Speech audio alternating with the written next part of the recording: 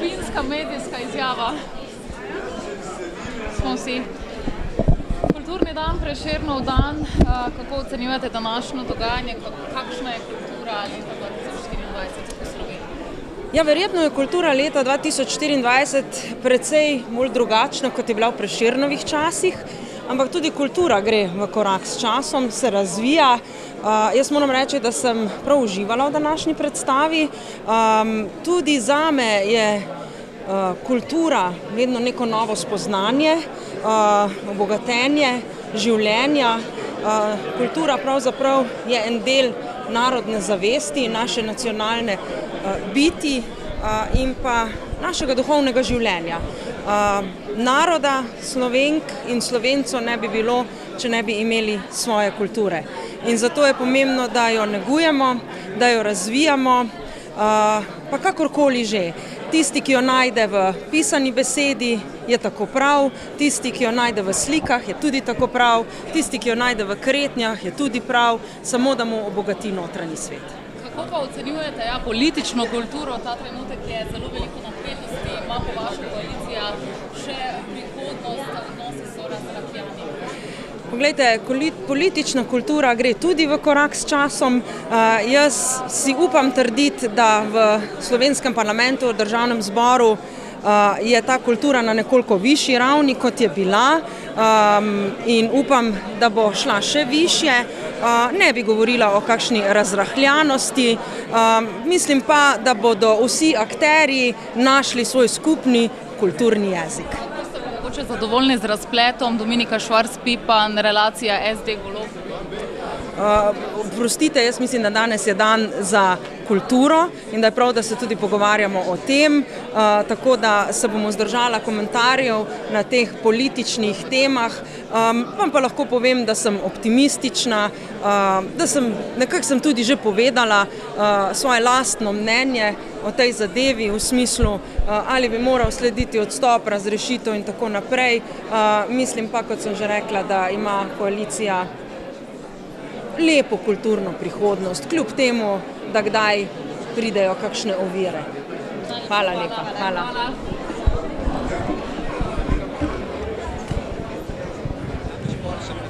Ja, bom, hvala. Ja, torej. Dajte lepo prosim malo več predstave, no? Bomo dali vse od sebe.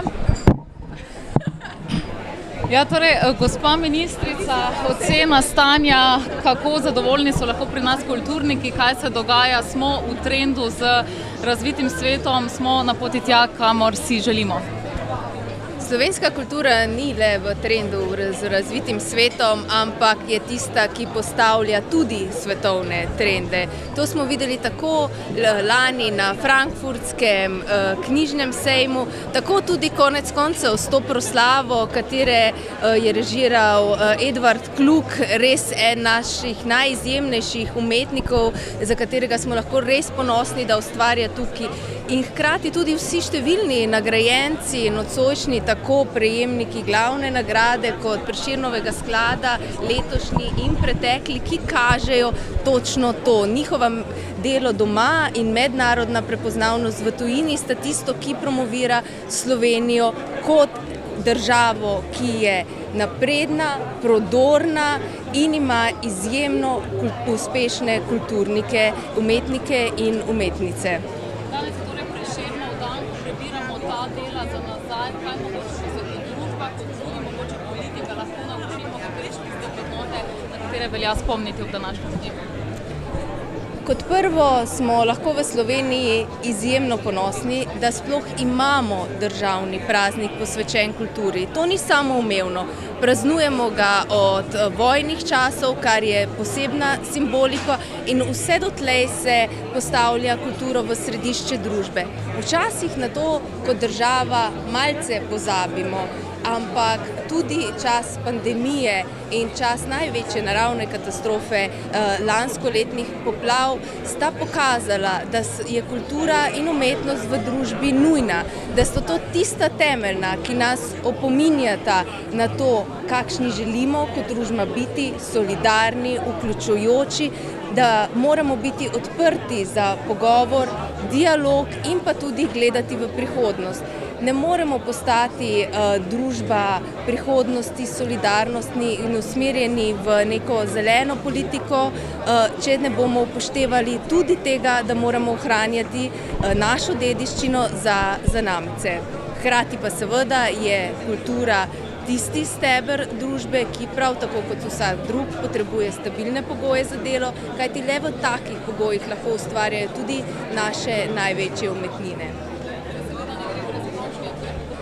O slovenski politični kulturi v koaliciji se je marsikaj dogajalo zadnje tedne, dneve, tudi v vaši stranki. Kako ocenjujete mogoče začetek splet med stranko in potem skrbnim odnosom v koaliciji?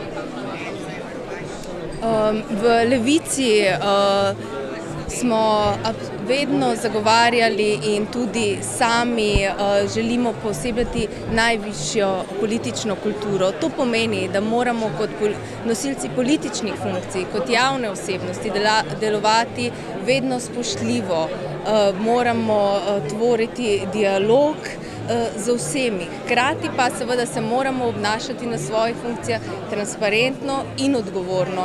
In govorim lahko seveda v svojem imenu in v imenu svojih kolegov, da so naše vrednote, ki jih zagovarjamo v stranki, torej strpnost, solidarnost in pa nek spoštljiv dialog, tudi tiste, ki jih zagovarjamo tako znotraj kot zunaj. Vse ostalo pa seveda nima mesta ne v politiki, ne v nobenih kolektivih. Torej, glede gospoda Kordiša ne boste premislili? Glede gospoda Kordiša smo danes povedali, da seveda osebno stojim za poslansko skupino, za poslancema in poslankama, ki sta izpostavila prakse, ki nimajo mesta, ki so škodljive in seveda kot stranka pa nas čaka o tem in takšnem obnašanju resen pogovor. Najlepša hvala. Hvala. Dobar dan, gospod Lotrič. Bravo. Evo, prvič letos, mislim, da. Evo, lepo, super. Evo, zdaj z vami bomo pa rekli kar takoj direktno, ne? Pogovarjamo se o politični kulturi. Predsednik Državnega sveta se, kako spremljate vse te trenja napetosti v vladi, v koaliciji, tudi v parlamentu, se zdi, da nekako se odnosi krhajo. Ja, danes smo veliko slišali o kulturi, o dialogu. Mislim, da nam je Prešeren, največji naš poet, znal že daleč nazaj povedati, kaj je kultura dialoga. Res ja, tako kot vsi Slovenke in Slovenci sem tudi sam, seveda več ali manj preko medijev spremljam ta dialog, ki pravzaprav se mi ne zdi potreben, zaradi tega, ker nas veliki problemi, ki jih sicer imamo v družbi, pa jih ne bi rad do vseh našteval, ampak so verjetno potrebni veliko večje pozornosti, kot pa pač tale, bom rekel, za mene ali pa za opazovalca mogoče nepredviden dogodek, pa vendarle se je pričakoval. Še verjamete, da lahko vlada v tej mandatu in v tej zasedbi izpelje kakšno od napovedanih reform? Vemo, nismo jih doslej videli še prav veliko.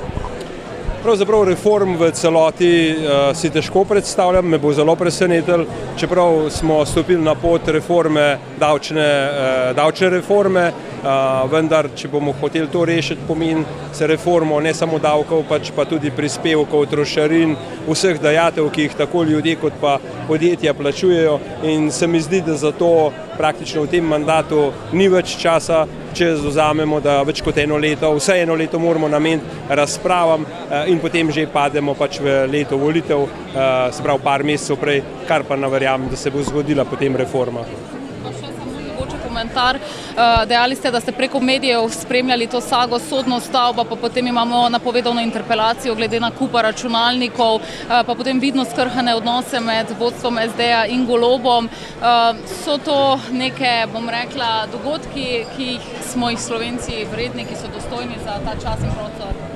No, mislim, da ste že sama odgovorila, ne, pravzaprav potrebujemo mi zdravstvo, potrebujemo urejeno šolstvo, potrebujemo sodstvo, se pravi, potrebujemo družbo, ki bo delovala.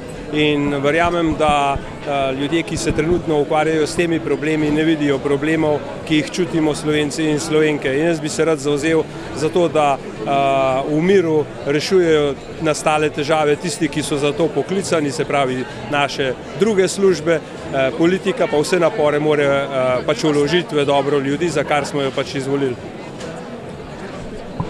Najlepša vam hvala, lep večer.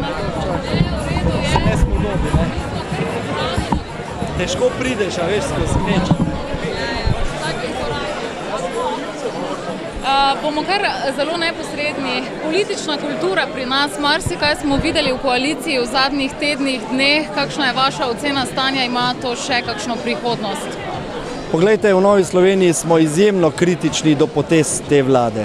Pravzaprav se je zamenjalo že 6 ministrov ali pa se bo kmalu, dejansko kar naredijo, rezultira v aferi. Nova Slovenija preko Komisije za nadzor javnih financ skoraj ne utegne vlagati zahtev za nujne seje in preiskovanje teh čudnih nabav, recimo sodna stavba, Litijska, potem imamo nakup računalnikov, imamo še razne druge, Star Solar, predsednik vlade že 2-krat ni prišel na sejo Komisije za nadzor javnih financ, da ne govorim o potezah, kot je recimo energetski zakon, omejevanje in tudi prepoved lesne biomase in pa zemeljskega plina. Tako da dejansko je opaziti, da ni vizije, tudi komunikacija med koalicijskimi partnerji zelo šepa, na slabem ali pa na slabšem smo pa državljanke in državljani. Na nek način mislim, da skoraj ni na mestu, ampak če bi se pošalil, bi rekel, da situacija spominja na film Ali je pilot v letalu. Pa mogoče sama ocena zadnje afere z nakupom sodne stavbe, kako težo ji pripisujete, kako v bistvu zmotna se vam zdi in kakšna ocena dela vlade je pravzaprav to? Seji Komisije za nadzor javnih financ lahko rečem opravili kar globoko, poglobljeno debato o tem. Ministrici za pravosodje in pa ministru za finance, državni sekretarki, zastavili, lahko rečem, nedvoumna, zelo preprosta vprašanja. Pomenljivo je bilo, da veliko odgovorov nismo dobili. Dobili smo na nek način očitke, da se morda vtikamo v zadeve, na katere se ne spoznamo, da se to nas ne tiče. Celo proti očitek smo dobili, da smo v državnem zboru odgovorni, da sodniki in tožilci še nimajo višjih plač. Na nek način je bilo tudi zelo zanimivo videti duel med strankarskima kolegoma Prednikom in Švarc-Pipanovo. Lahko rečemo, da zadeve v časih, ko bi morali imeti jasne strategije, jasno vizijo za našo državo, poskušati razbremenjevati naše plače, poskušati urediti, da bo zeleni prehod vzdržen, da ne bo novo dodatno finančno breme na plečih ljudi in da bi se uredile še druge stvari v naši državi, imamo pravzaprav vsakodnevno predstavo, ko se ukvarjajo samo sami s sabo. Danes večer so se torej sestali na 8 oči, vodstvo SD-ja pa premier Golob na drugi strani in finančni minister. Priznali so, da so zaupanja in skrhani odnosi v koaliciji prisotni in napovedali vendarle neko svetlo prihodnost. A vidite, da se bo kakšna reforma od napovedanih dejansko izvedla tekom še tega mandata? Zdaj, če me ne bi sprašvali, bi domneval, da je to retorično vprašanje. Poglejte, na sredini mandata smo. Do sedaj se pravzaprav najprej nobena obljuba še ni uresničila, potem tudi ne nobena časovnica. Potem smo imeli obljubo, da ne bo več obljub, ampak tudi to ni izpolnjeno. Zdaj nam obljubljajo, da bojo začeli znova. Mislim, da je to neresno. Mislim, da to kaže na to, da stranke, kot je Nova Slovenija, recimo, ki imamo neko tradicijo, strukturo, hierarhijo, tudi notranjo dinamiko in pa seveda organe, le take stranke lahko delujejo kot sito, ki pravzaprav omogoči, da na politično odgovornost pridejo ljudje, ki bodo tudi odgovorno delali tudi za prihodnost. In na nek način zdaj vidimo, kam nas je pripeljala politika novih obrazov na levi, že 4. imamo zdaj, zopet je pravzaprav cela Slovenija razočarana in v krču tega razpadanja pri živem telesu. Rekli ste, da se koalicija več ukvarja sama s sabo, kot pa z reformami, ki bi morale biti tukaj Ali koalicija še ima možnost, da spelje mandat do konca, ali se pridružujete oceni gospoda Janeza Janše, da so potrebne predčasne volitve? No, si menimo, da predčasne volitve bi gotovo bile najboljša rešitev, ampak zaenkrat je videti, da realne politične možnosti zanje ni. Še vedno ima koalicija v taki obliki, kot je, veliko večino, močno politično večino in zaenkrat še vedno pri ključnih glasovanjih ostajajo skupaj na isti poziciji.